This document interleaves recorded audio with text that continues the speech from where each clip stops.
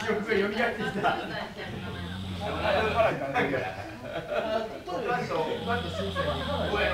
こっちは多分酒で、こっちは水やった気がする。よっしゃー。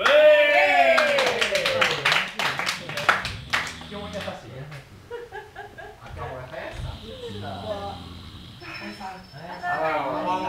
ハードル高い。林さんはまずあれ。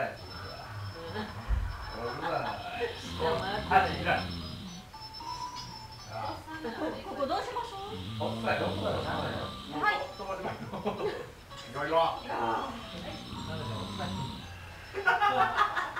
だんだんまた開いてますね。ねえな、なんかもう。タオル引いてるよな。ねえわ。